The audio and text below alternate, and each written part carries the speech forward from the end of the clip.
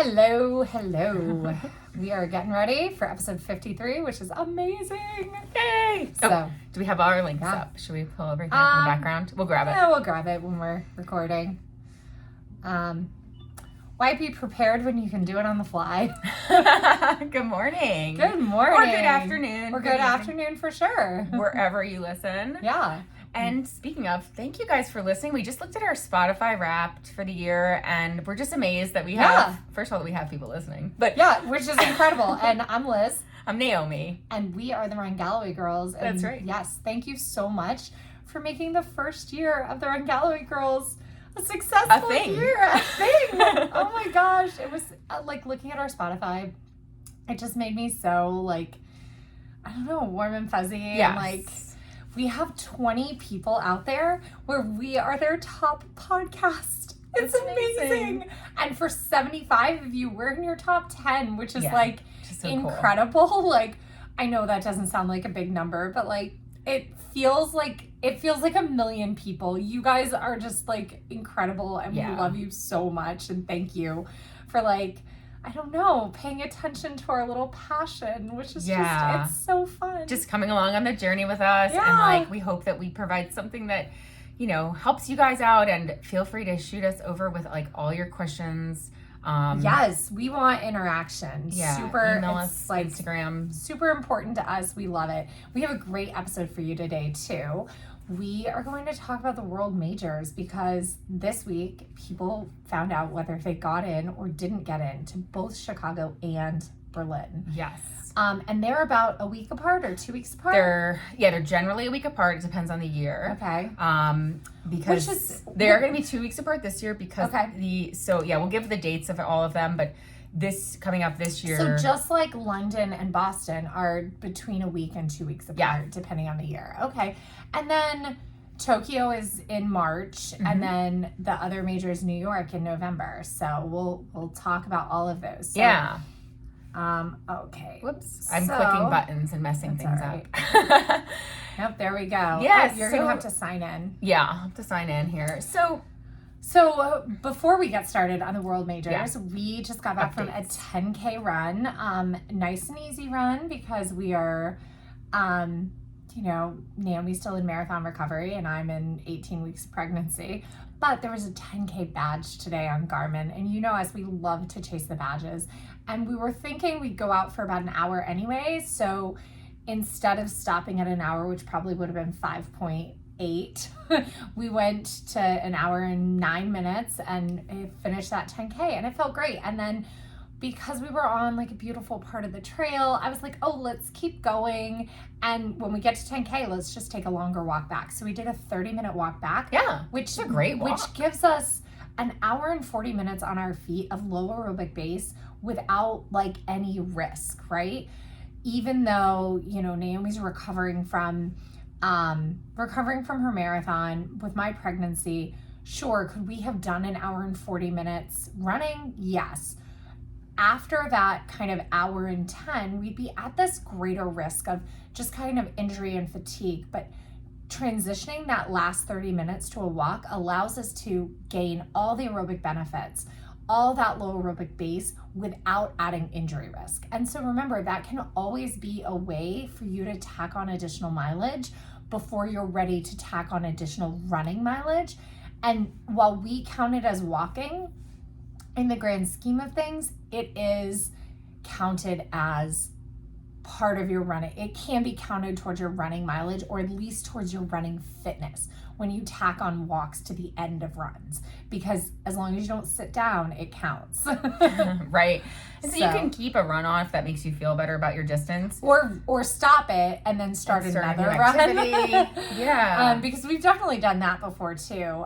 But we also like to count our walking miles as well. So, and just remember, like, don't fall into the comparison trap of comparing so-and-so's mileage with somebody else's mileage. Like, until 2019, I had a lot of success being about 110 mile a month runner at peak, which I mean, literally at peak. So I was running, 344, 341 in the marathon with 100-mile months. So you can have a lot of success without going into these 50, 60, 70-mile weeks. Like you can stay at 25 to 30-mile weeks. You'll keep that injury, the risk of injury really low with a lot of specificity in your training. And then I think back to that time because I've been struggling to get like 10,000 steps. Yeah. When I was doing that, I was also doing a lot of time on my feet coaching, which is walking back and forth. And so that's just where the benefit of cross training can really come in. Adding walks, like we've talked about, that sneaky type of cross training. So, yeah.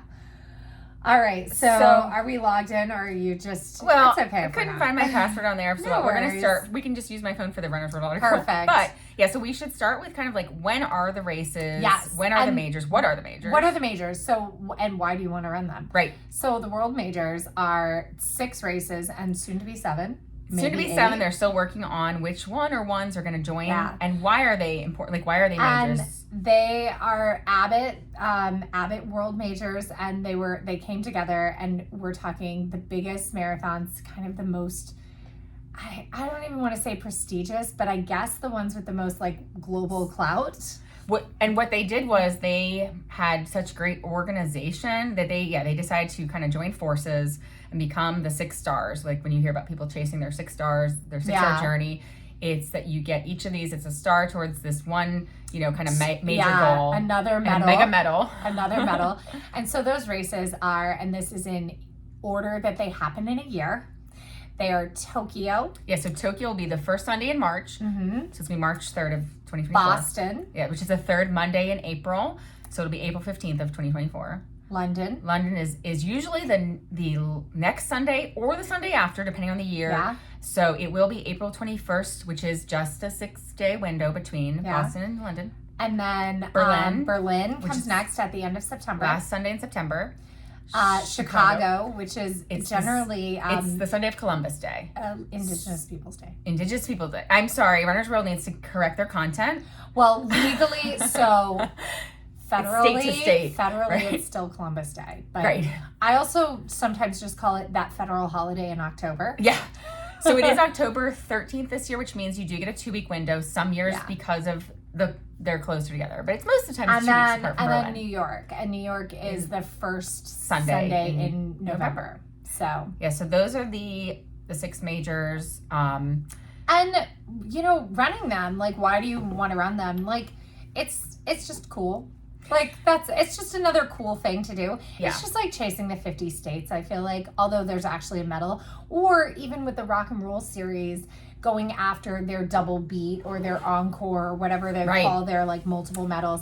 I loved doing that because it was so cool to like finish a race and then like 6 weeks later get another medal in the mail. Yeah. For like doing that. So I did that one. So when I was pregnant with Julian and did the half in September in Philly, I got the Founding Fathers medal because we had done Rock and Roll DC that spring. And then I did Rock and Roll Philly. And so I got a special third medal. Special belt buckle for doing 3 Ragnars in a series. So doing series races, like, that's really what this is, just another kind of series. And it's just fun. Like, it's just something to go after. Now, the coolest thing is with these 6-star, with the chasing the 6 stars, is you don't have to do it within a year. You don't even have to do it within 10 6 years. years. It can be within a lifetime. So I have 2 stars.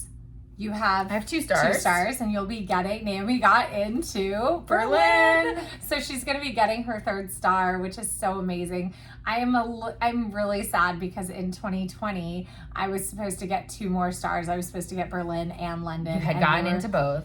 Yeah, and so it's really sad. I did run the virtual London, but I don't think it counts towards my stars. So it's really tough because it's really tough to get into these races. Yeah. So like, we're gonna kind of go through each one and how do you get into each one. It was so crazy because in 2020 I had a qualifying time for Boston, and they had just changed the standard. So everybody's like, "Oh, it's a brand new year of standards, so everybody gets in."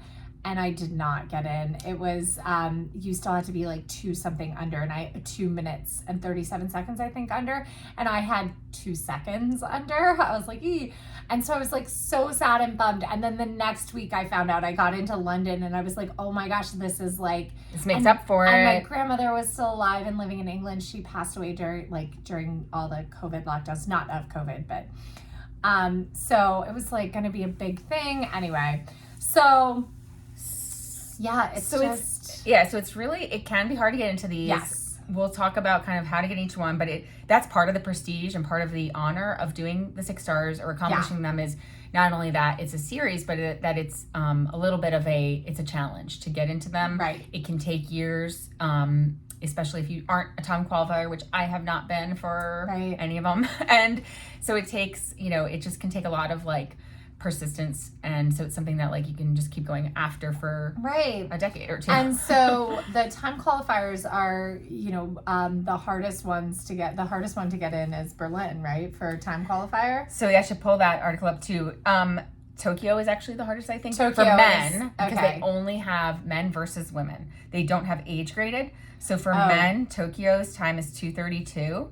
Wow. And it doesn't matter how old you are. You can be 70 years old and it's still women's 2:32. It's 3:19. Yeah. So it depends on so it kind of comes down to. So really the ones that like the general marathoner, like if you are not faster than 3:30, like the general marathoner and this is geared towards women. Sorry, we just assume most people listening to the Ryan Galloway girls are women. If you're men, although I think on our stats, I think it's only 60%. So we better. Fix our we got to start talking about male content too, male running. So I would say general population runners, the ones that you can really go after are going to be Chicago and Boston. Those are going to be the two easiest to qualify for. And we know Boston is hard to qualify for. Chicago is pretty hard too. It's only 10 more minutes. And London if you're a UK resident only. Well, only if you're a UK resident, you can get a good for age for London, which is like crazy. Yeah. That it's only UK residents. Like, I don't know. They should have like a good for age lottery or something. I know they should. Where you get two entries versus one. I don't know. Yeah. So, but yeah, you mentioned Berlin, so that would be the next one because Berlin's good for age is up to age 44 is 3 hours for women and 2:45 for men. Crazy. So Berlin's easier for men. Easier for men, but harder for women. Exactly. So speaking of, Tokyo would be the first in the year one, like we mentioned, it's in March. The application period they do have a lottery. The application period is usually in August. Yeah, so it looks like it's going to open in August, and then or that was last August. So so keep kind of put it on your calendar for this coming August. Tokyo is what you want to do. Now, Tokyo is one where you might just keep applying every year because the rate of Tokyo is the hardest one to get into through the lottery. It's about 2 to 3% chance that you're drawn. But then doesn't Tokyo have some great travel packages because that's the other thing, these international ones, there are charity bibs, but there are also great international travel kind of charity buy your entry in ways to do these races as well. And they're not charity, they're strictly tourist bibs. Okay. And so the tourist bibs are typically going to be for non-residents. So if you're for example, if you're a U.S. resident, you can't get a Chicago or a New York tourist bib if you live in the U.S. If you're a U.K. resident, you're not going to be able to do the tourist bibs for London. Yeah. But if you're a U.S. resident, then London, you can go with the tour package. Yeah.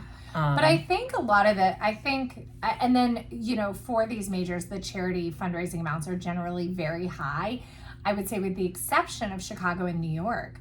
Those are two where, because they are such large fields, you can get in with raising under $2,000 for Chicago, and I think New York is under $3,000, which is really, like, when it comes down to it, when you're talking about Boston being upwards of $10,000, London being for U.S. charity. Now there are some UK charities that you can go through as well, but for team and training for London, it's upwards of 10,000 as well.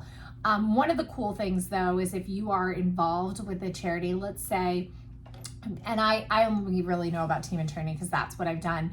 So I've done team and training for Disney and for Chicago and for Marine Corps and for other I've done it as well. Other races, Disney Chicago. Yeah, Naomi as well. I looped her into it. If they have a team going for London, as long as you are consistently fundraising and then you pay your way, like you would buy your inspiration dinner, like you can be involved without being a charity runner for that event, if that makes sense. They're of course not going to arrange your hotel and things for you, but you can still be part of the team, because that's actually really cool. Like you don't have to be raising for that event if you've paid your own way, but you can still participate with the team. Or if you got a bib through the lottery. Which is really fun. Yeah. Yeah. Like what I'll do sometimes if I get a bib for a lottery for a race for that, Good for Age. Yeah, for a race that Team in Training has a big presence and I don't have other friends going and I'm fundraising for a different Team in Training race, I'll still participate with the team.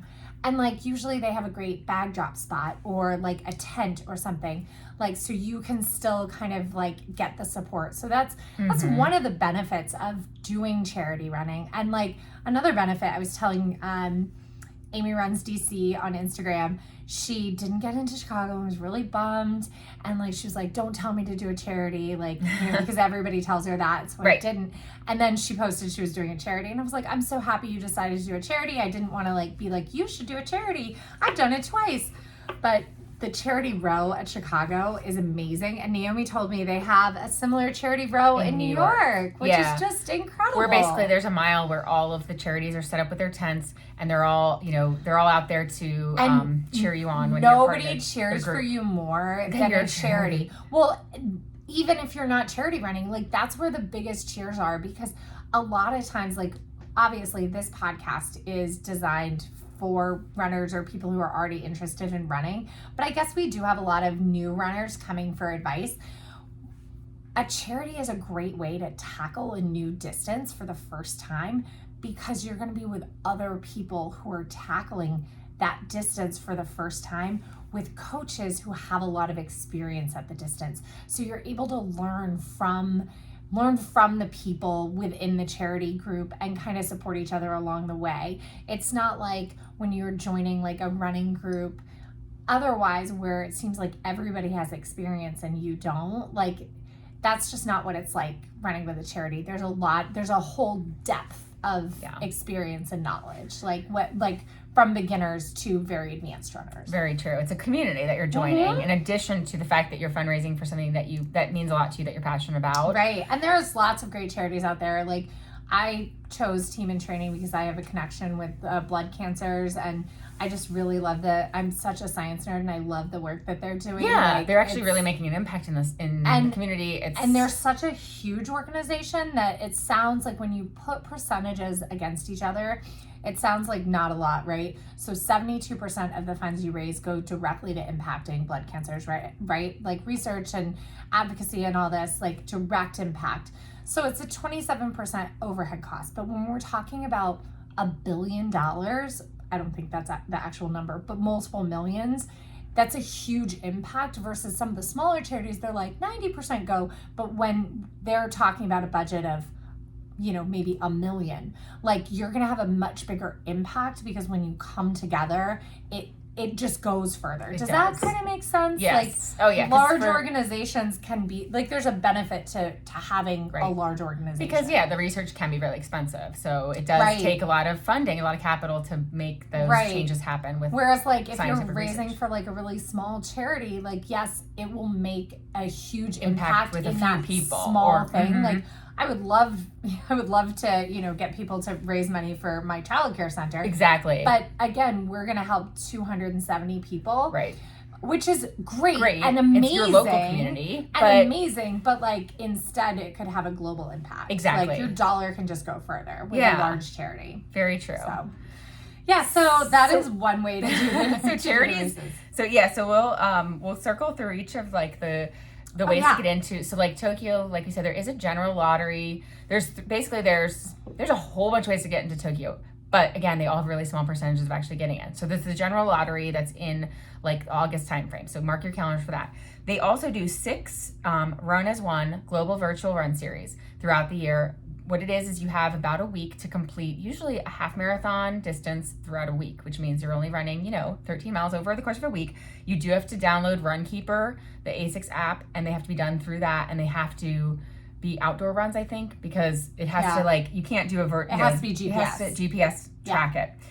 Those 6 different times throughout the year, they pick from the entrance. They'll pick about 50 or it is 50 that they'll pick 50 winners, so getting a guaranteed entry, and usually like at least 2,000 people enter each of those. Oh, but again, it's like that's another actually a pretty chance. good chance. Yeah. Yeah, and so that's one of the ways if you're not a 232 or a 319 runner. Yeah. But then they have a separate lottery for people who live within Tokyo. But so generally Tokyo is one of the hardest because your overall chances are 2 to 3%. But like look at the run as one series as an additional chance, because 50 out of 1,000 or 2,000, like if you add those up and stack them together and if you do all the virtual challenges, by the way, it's a charity. So the Tokyo Run is a charity, and you're donating usually like some number of yen that equates to about like $11 each time that I did it. It was like $11. I did like 3 of them last year thinking maybe I'd get into the 24. Of course I didn't get in, and so I'm like, well, now at least I'm doing Berlin.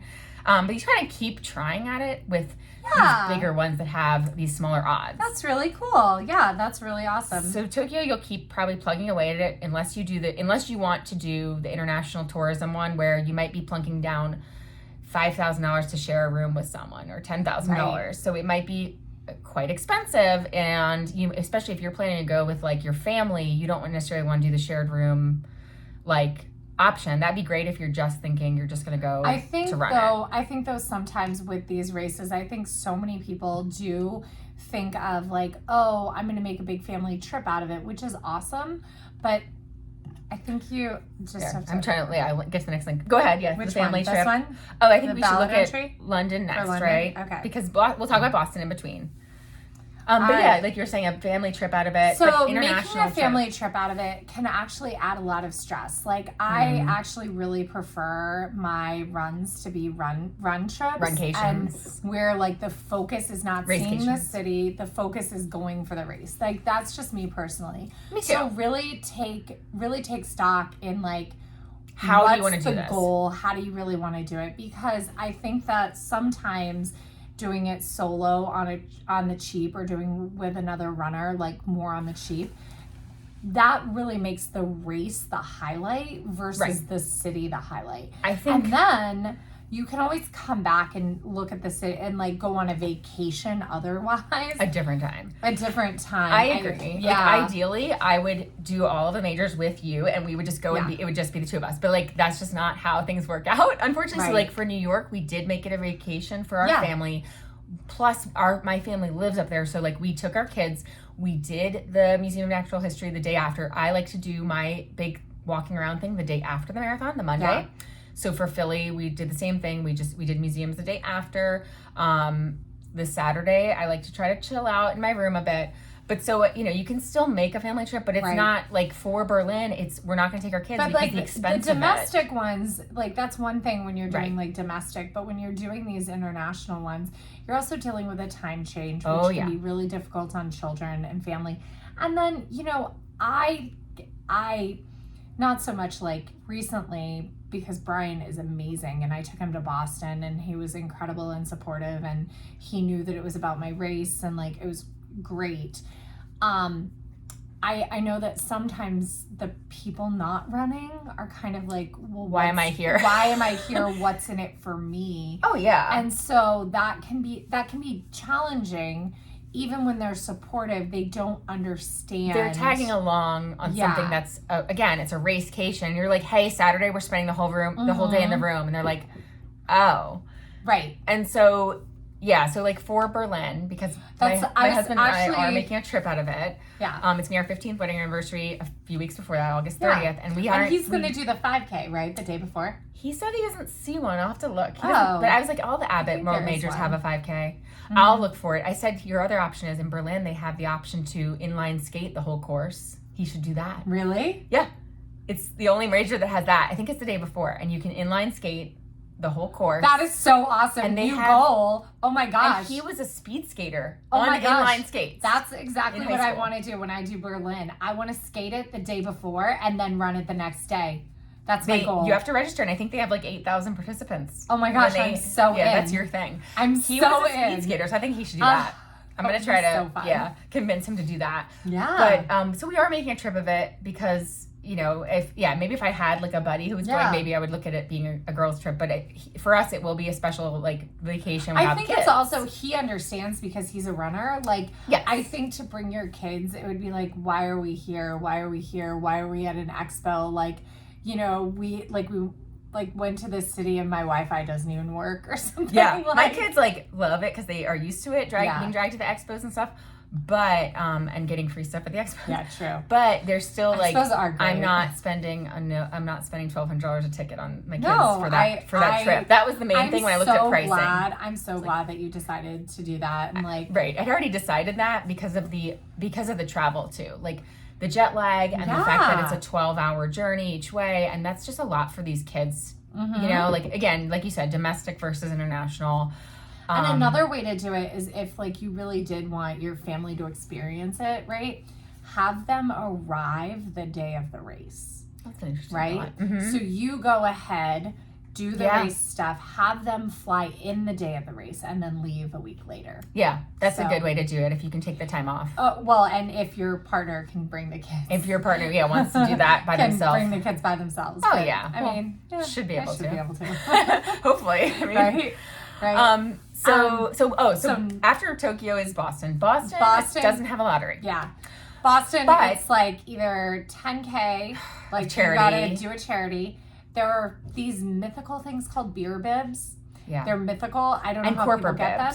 And corporate bibs, sponsor bibs. If you know someone. So you got to know someone. I mean, somebody said there's always a way into Boston. Like someone told me that. And I kind of tend to believe it. Like knowing how many people have been so close to qualifying and didn't get in and then were able to get like in. A corporate bib. Either a corporate bib or a beer bib or whatever. Usually, so it used to be John Hancock who sponsored it. This year it's going to be Bank of America, I believe, took over, which now they released their colors, and it's like the blue and red Bank of America, American flag colors for the jacket. And so I think if you... Bank of America's the sponsor? I think it is this year. I might be able to get us bibs. I could get us 25. I was going to say I could get us bibs too. I know some... We should do it. People within Bank of America. Yeah, me too. I have some connections. It helps being in the finance world. Oh my gosh, we should just get actually, John Hancock, I had connections too. We should just get 25 bibs. I think you're right. I think we better just do that. Because we don't know full-time qualify. We could just BQ in Boston. There you go. That could be our goal. I think we should do that. BQ in Boston. Yes. New plan. Because we don't know full-time qualify before that. So we should, you're right. Let's just go get, we won't time qualify before that. We might. Before 25. Before 26 we might. We should look at getting 25s. If we don't get them for 25, we'll get them for 26. Yeah, you're right. So we should look at getting 25. Because we're not even going to run a marathon before the qualifying window. So we should, and if we don't get them for 25, we'll get them for 26. Mm-hmm. So let's go start talking to our Bank of America contacts. Let's find out how to get some bibs for either 25 or 26. Because those are years you can do, right? Those are the 2 years that it doesn't fall on tax day. Oh my gosh, so those are the 2 years I want to run one of those 2 years because it's a week after. Oh my gosh, that'll be so amazing. We should definitely try to do that. Tokyo is technically the hardest, but Boston is one of the hardest because of these, either time qualifier or these other kinds of ways to get in can be very just barriers to entry, like the charity or knowing people. Boston, it's a great race. Like we've talked about this. Don't get super hung up on like it's Boston or bust. Like it's great, but there's so many great races out there. There's so many great races. London. So this one's another one that has, this year, let me pull up the stats. They had, I think it was 487,000 people enter the lottery. 1%. It's 2%. It's 2%. 2 to 3%. And I was so lucky in 2020 to be able to get in. And especially after missing, like having a BQ, not being able to get into Boston, and then being able to get into London, I was like so excited. But things happen. Someday I will run through the streets of London. But again, London does have charity spots and they have travel spots. I want to say I looked at the charity spots, and this was a couple years ago. It was $3,000 to $4,000. It wasn't huge, but travel isn't super expensive either, especially most of the major international airports in the United States fly direct to London. Mm-hmm. I know JFK flies direct. I know IED flies direct. So, I mean, granted, those are the two airports I care about. I'm just kidding. And then they also have an Iceland stopover, which I was trying to tell Naomi they have that for Berlin too. I was like, you should do the Iceland stopover. If it wasn't and mini do the tax. Blue Lagoon. If it was, well, we're going to do Iceland as a family trip anyway. Oh, okay. So, I want to go to Iceland so badly. Yeah, so. it's on our, like, I had looked at doing it last year, and then, but we figured we'd wait another year or two till the kids are older. But it's a direct flight. It's not super far for us. It's like 5 hours. So it's one we're going to do as a family trip. I've also heard that some of these, like, if you keep entering multiple years in a row, that eventually you get in, like, 7 or 8 times, like, it's like 7 or 8 years in a row, like, by that 8th or 9th, you'll get in. It's still the odds, though. But, generally that is how it works. So, like, you know, the thing is that what's happening too is like a lot more people are marathoning and trying to get in the majors. Chase the majors. So yeah, for London, I think it was 487,000 people applied this year for less than 40,000, you know, lottery spots. I feel like also the majors are getting bigger, which is nice. They are expanding the field size to accommodate the growing boom of marathon running, which is great. Yeah, with the exception, like we talked about a few pod episodes ago, of Boston because of the narrowness of the streets or whatever. But like Boston, the time qualifying applicants went from 23,000 people who time qualified to 33,000 people who time qualified in just the 1 year. And that's where, you know, you had to have, 5 minutes and 29 seconds this year of a buffer. So it's, even if you time qualify, it's really hard. And the 3,000 charity entries, of course, they say about 80 people apply for each 5 entries. Yeah. Which is a lot. Yeah, so we definitely have to talk to some Bank of America. We're going to have to talk to some people. And then, I mean, maybe with our podcast clout. Right. Now that we're just, you know, big time. Now that 75 whole people listen. Yeah. We have us in their top 10. And so London, entrance is in October, September, October. We found out in October. So we entered in. Do we have the date on there? This is about the ballot. I think you enter in July or August, I believe. I have to go find the date. So. And they, again, have like a separate lottery for international versus residents of the UK, which, you know, just kind of that helps, you know. And the entries are open for about a week. So people will post. Some of them. Yeah, we'll post when things open too. So you can always check our stories and check our Instagram to find out when these things open. So London is very difficult to get into, but everyone I know that's run it has loved it. So we'll have to post the dates, but I think it's August, and then you find out in October whether you got in or not, which is like basically just enough time to train, right? Like to recover from a fall marathon and train for a spring marathon. True, it's close. Like it really is. And then next is Berlin. And Berlin, the lottery window was in October. Again, it's open for a couple weeks that you can enter. And then it's usually open. So that one's usually open right after Berlin happens in October. Then you find out in December. Yep. And which is nice to find out almost a year before the race. Like to find out 9 months before. That's really, really nice. Yeah, it is. Versus so much finding time. out in October for an April race. Like that's pretty short. Yeah, and this year they said they had a record number of applicants for the lottery. The acceptance rate was around 20%. Okay. Well, and in years past, Berlin has a team function, and it used to be if you entered as part of a team, they still do. You had a higher chance of getting in, but it seems like this year the teams didn't have that. It seems in some unscientific polling that Robert Wang does, who, by the way, if anyone's interested in doing the majors or has done one or is doing one, join on Facebook. There's a group. It's the Abbott World Majors group. Robert Wang is the moderator and the guru. He puts up so much content. It's like a full-time job about each and every one of the majors, and he has so many tips. And it's a great Facebook group. He also used to be really active in the Disney groups. Yeah. And he had to focus his time because it's expensive to travel all these races. So he's been doing them all for years. So he did polling, and he said the team entrance received about 30% of them got in, but he said typically before the pandemic the acceptance rate was about 40%. So it has more people have been applying again for the majors. They also offered this year a training package. That's cool. Yeah, so you would pay for the training package and have guaranteed entry, and I think it was more like $500 or $600 instead of, or euros That's maybe, nice. instead of the 200 euros application. I mean, you have to think that's actually kind of a good deal for training. It's a great coaching. Deal. And it was it's a whole full coaching plan. Yeah, a full that's really coaching nice. season. That's really nice. Like I thoroughly support races that want to include things like that, because as we've talked about it, I think that one of the worst things that happens is people underestimate the difficulty and the challenge of a marathon because, quote, everybody's running marathons. Right. It feels like it. And I think that respecting the distance is really important, and being properly trained for a marathon is super important, and it's dangerous to not be. So to include these training plans is really, really great. And, sometimes putting a little cash on the line good. It's a good motivator. You're like, I need to do this because I paid for it. Yeah, and if you're using a training plan and you're checking in with someone, I don't know the specifics of their training plan, but I know I saw some people who had registered that way. Yeah. So they registered that way in advance instead of the lottery. And the same goes for the charities with Berlin and with, like we were talking about with Chicago, with some of these, if you do the lottery in advance, you'll have a lower fundraising goal. And if you do the charity in advance. So what happens is you have to commit to the charity in advance of the lottery. And then you're in, you have a guaranteed bib. You have to fundraise that amount.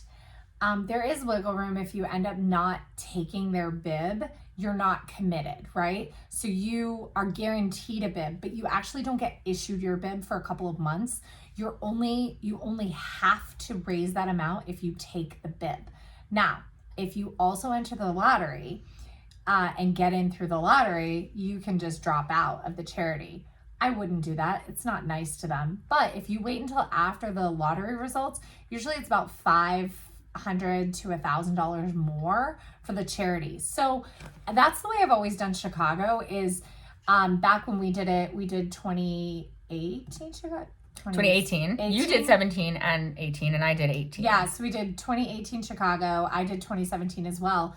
We did the team in training, which it was $1,000 for the race entry to raise, and you have months to do it. Whereas if you waited until after the lottery, it was $1,500. So it was nice. And you get, like we said with the charity running, you get a lot of support, and it's really great and fun. Yeah, and Berlin has another relatively low, if you want to do a charity slot, a lot of them are like $2,000 or less to raise, or euros, I guess, because there's probably a local charity. But again, the catch is that you have to commit before the lottery. Right. Because they do, quote, sell out. So the charity slots get picked up. So if you want to do Berlin, and you don't want to rely on the lottery, like you're just like, you know what, I'm doing Berlin 2025, it's my birthday or whatever, then just go ahead and sign up with a charity. Something else cool about doing the charities is sometimes the charities will have an option that include a hotel package. Yes, fundraise a little bit more, right? And usually the hotel package, the charity is given the hotel at maybe 30% of cost. So I know for Disney, I've done it with the hotel package. And I calculated that I was really only fundraising over the cost of the actual cost to me of the trip. I was only fundraising $1,500 extra dollars. Everything else is what it would have cost me to stay at the hotel anyway. Right. So sure, you're fundraising, quote, $4,000, but it's, gonna be $2,500 for the hotel and all the stuff that you get anyway, or maybe, It was like it's almost like a deal. It's sort of like doing the tour packages. And it kind of like takes the pressure off. You don't have to worry about your coordination, and like it's just nice. It's also nice to stay at the same hotel as other people from the charity group. So. Yeah, I do need to tell Ken, because he applied as a pacer for Berlin. So Berlin 2024 is the 50th running, so it's super exciting, and that's why more people applied, and I'm super excited that I got in on that year. But he is now a part of Achilles. International, and they are one of the sponsored charities. And then again, there's tour operators. So again, if you have a set on year and you're like, I have to do Berlin this year because it's the year that blah blah blah, and you just want to, or it's, you're just wanting to get it out of the way or something, then go look at the tour operators, because again, they're going to be a pretty good deal. It's going to be more expensive, but it's a sure thing. Yeah. So the next race is, of course, Chicago, and we've already buzzed about it. We talked about Chicago. Chicago's great. You can probably still get a spot right now. $1,750 is what I'm seeing for the charity slots. Right. I gotta tell you, that's easy to raise, especially if you've never raised money before. Okay, It's very doable. Here's how you do it. Ready? That race entry is $200. So you're gonna start off, you're gonna pay $200 to the charity, right? For your bib. Because that's what you would have paid it anyway. So now you only have to raise $1,500 and $1,550, right?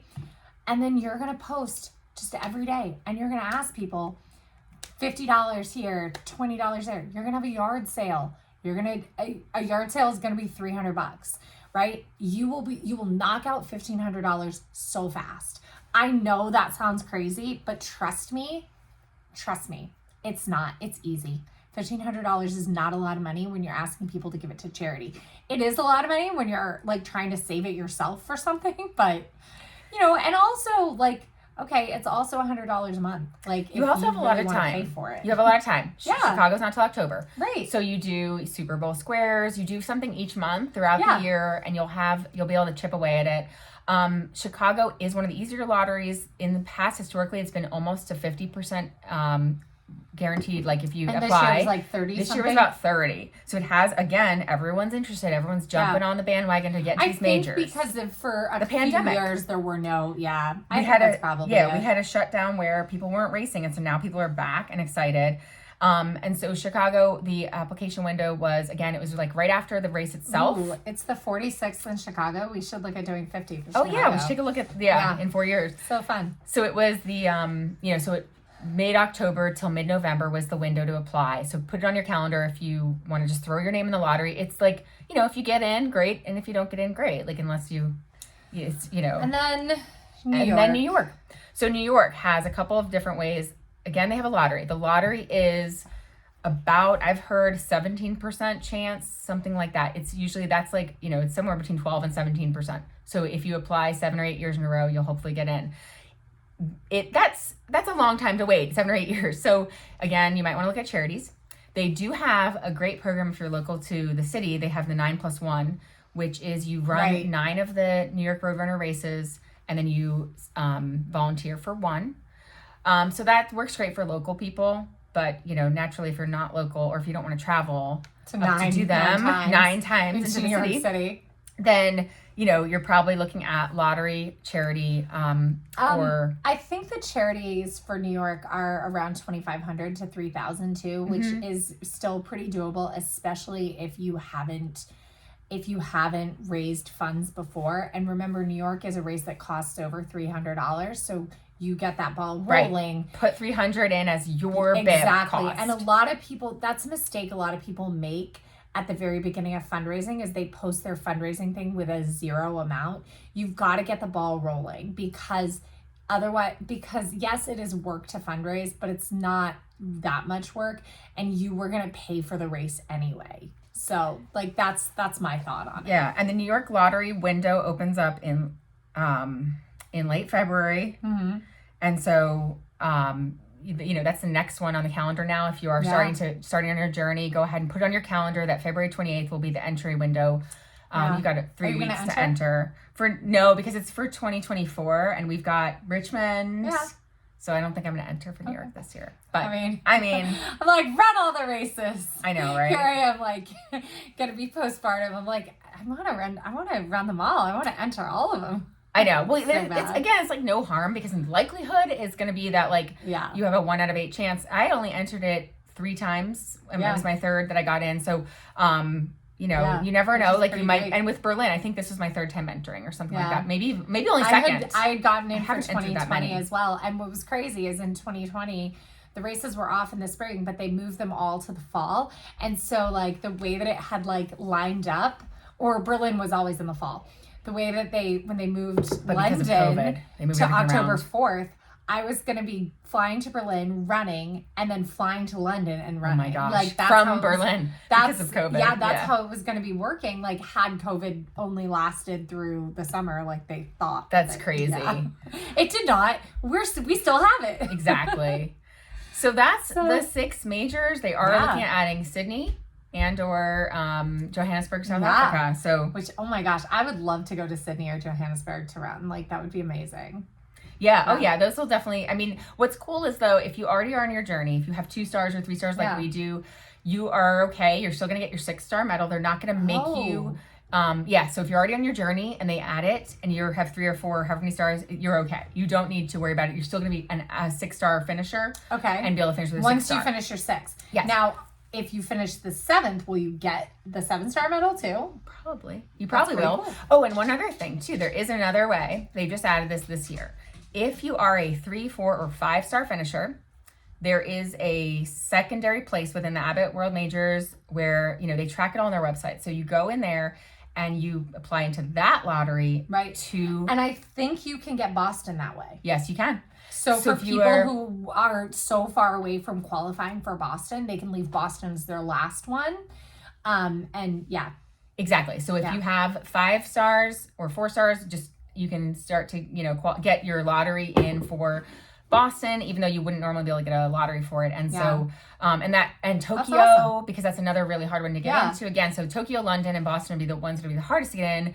And they will have that option for you once you hit 3, 4, or 5 stars. So, after Berlin, I'll be able to actually throw in my name for those as a lottery. That's awesome. That sounds so fun. Well, hopefully you like this episode about, how to run the World Majors. How to run the World Or Majors. how to get into them. We'll have to figure out how to run them is going to be a separate episode. I know. And, we really need to talk about like spring training and how to run through winter, what to do, how to make friends with your treadmill. You've been doing a great job. I have been, I have been really focused on spending a little time on my treadmill. So these are all things that we'll be talking about in the 2nd year of the Run Gallery Girls podcast, which is amazing.